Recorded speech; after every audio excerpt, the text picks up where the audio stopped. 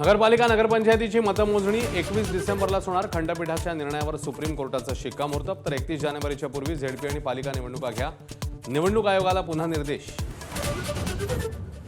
राज्यातल्या शिक्षकांचं आज शाळा बंद आंदोलन. 80,000हून अधिक शाळांचे लाखो शिक्षक आंदोलनात घेणार भाग. टीईटी परीक्षेचे शक्तीसह 2024च्या संच मान्यता रद्द करण्याची ही मागणी. कर्जदारांना आरबीआयचा मोठा दिलासा. व्याजदरात 0.25% कपातीचा निर्णय. कर्ज स्वस्त होणार.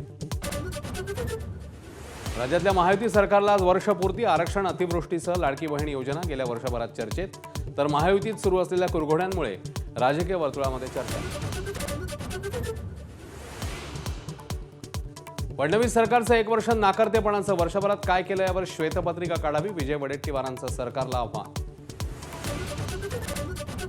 वरळीमध्ये ठाकरेंची शिवसेना आणि भाजप यांच्यामध्ये कामगार युनियनवरून जोरदार राडा. नियमबाह्य पद्धतीने संघटना नोंदवली जात असल्याचा ठाकरेंच्या शिवसेनेचा आरोप.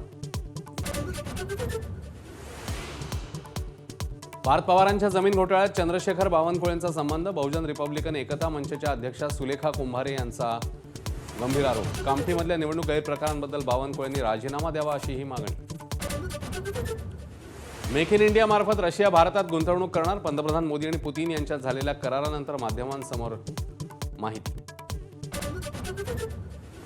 देशभरात इंडिगोची विमानसेवा विस्कळीतच. प्रवाशांचा संताप. तर विमानसेवा 10 डिसेंबरपर्यंत विस्कळीतच राहणार. इंडिगोची माहिती.